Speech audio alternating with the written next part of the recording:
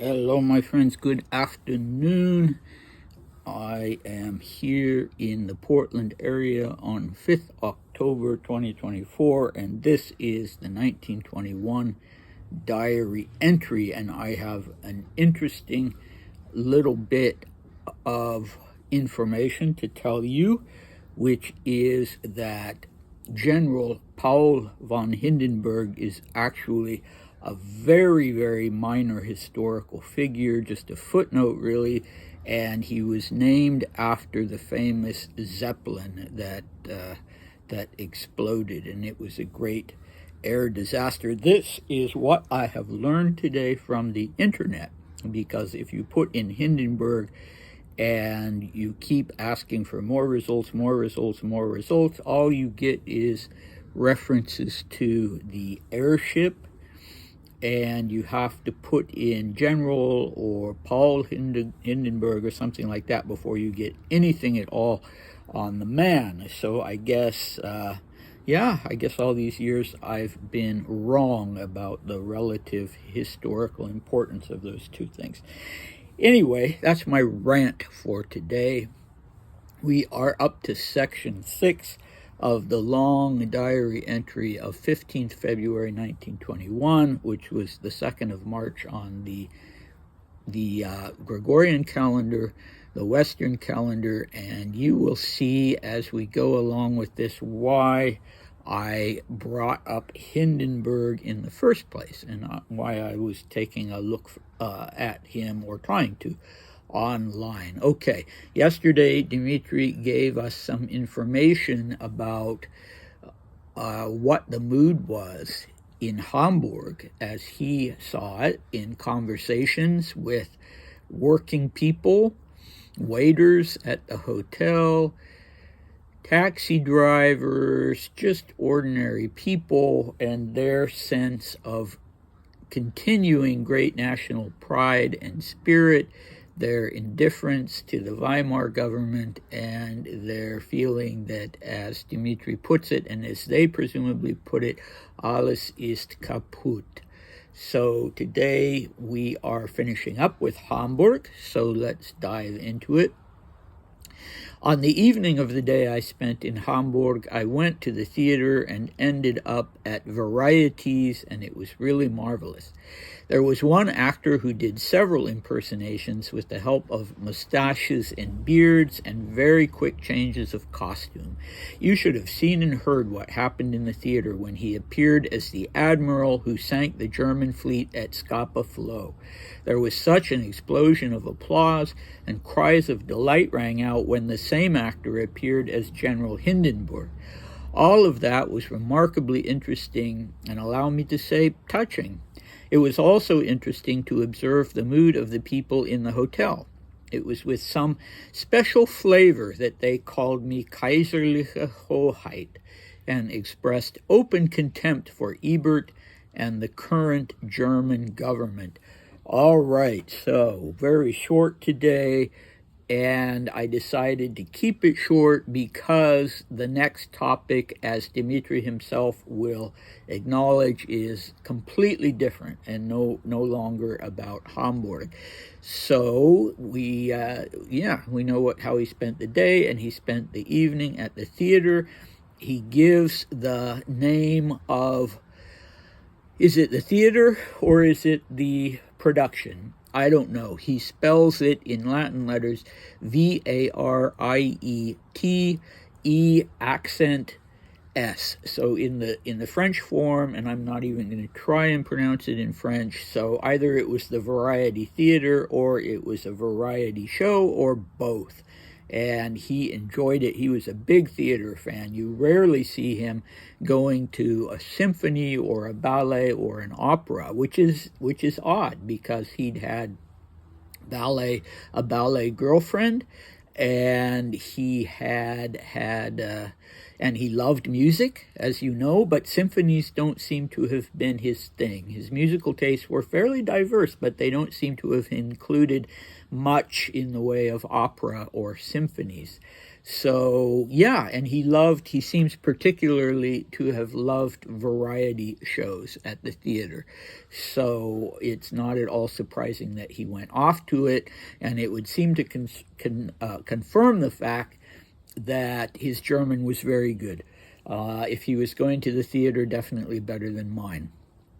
All right, so there was this one actor, and I wish he had given us the man's name. I would love to find out more about him. Maybe I'll see if I can, even without his name. And he did several impersonations. So, not impersonations like, a comedian would do, where he's doing the voice and, no costumes, just having the uncanny voice that makes you think, oh, wow, it's really, really, truly like that person. So instead, he's using costume changes and facial hair to show who he's supposed to be.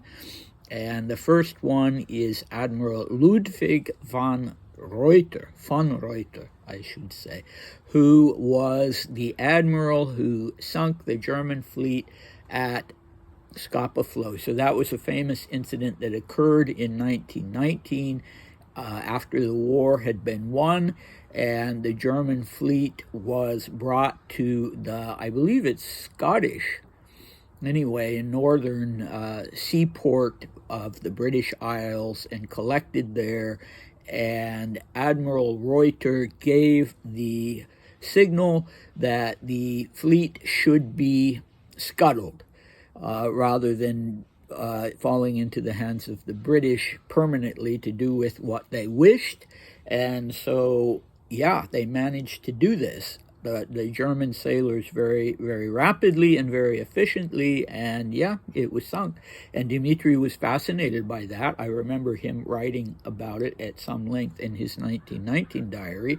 So this was a huge triumph for the Germans during the First World War, and it brings an explosion of applause. People are licking their wounds. They've lost the war, but they can forget about that for a while and watch this victorious moment at Scapa Flow. Well, watch this actor, in the guise of Admiral Reuter, give the order or whatever. Okay, so just another historical aside, there would be another incident at Scapa Flow during the Second World War, where a U-boat commander by the name of Gunther Prien would manage to slip past the defenses at Scapa Flow and sink several ships of the British fleet. So it was the opposite in terms of whose ships were being sunk, but it was nonetheless another celebrated moment of victory for the German Navy, this time during the Second World War. Kind of ironic, actually. And, okay, the next person to be depicted is this, historical footnote, General Paul Hindenburg. And he also, the Admiral Reuter gets an explosion of applause, and General Hindenburg gets cries of delight, and the audience are enjoying it so much that Dmitri, who's, very observant fellow, and especially trying to be observant of what's going on in post-war Germany, he finds it not only interesting, but also rather touching. And I suppose, it would have been hard to resist that sudden upsurge of sentiment on the part of this whole audience at the theater, no matter how you felt about,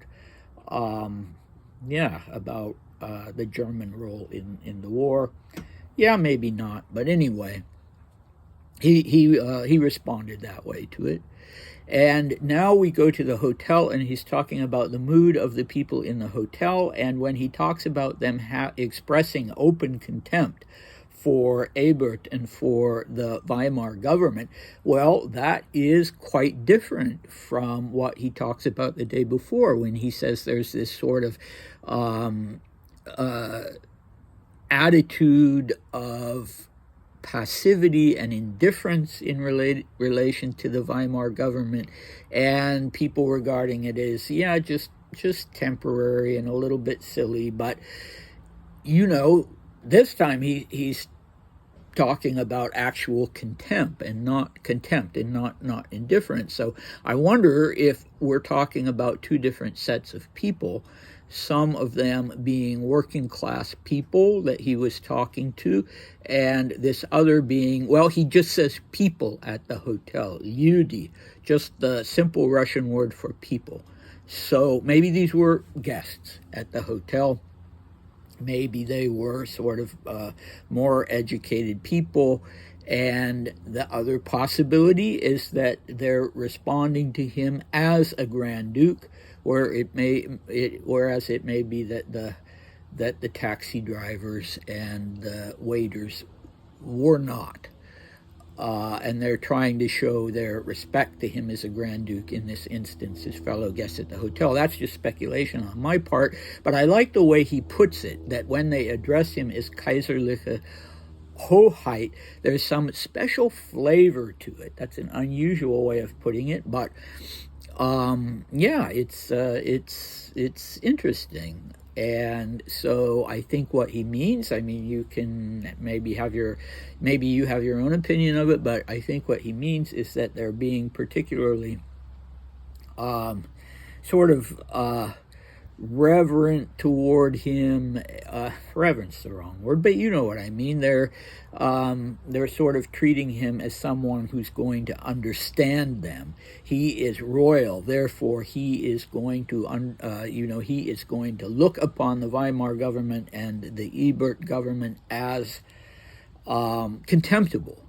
And so they're assuming that, and maybe that's what's flavoring what they're saying to him in their openness, and maybe their even eagerness to express their contempt for the Weimar government, and maybe exaggerate a little bit to make him happy, so that, they're saying what he wants to hear. And was that what he wanted to hear? Well, he certainly wanted to hear that people still believed in monarchy in any given country. So to a certain extent, yeah, it was what he wanted to hear. But we'll have more occasion to learn about Dmitri and the Weimar government. And yeah, I'll leave it at that. So as I say, tomorrow we'll have a completely different topic, and we're not even returning yet to what he has to say about Copenhagen and his experience there, because he is about to get some news from a friend of his in Paris, some family news. This person is very kindly writing to him or telegraphing him about some big event within the family, of course having to do with the Vladimirovich brothers. I mean, who else? And you've seen how Dmitri feels about them, especially Kirill and Andrei. Boris was kind of out of the picture, so you will definitely want to come back for that, and I'll see you next time. Bye.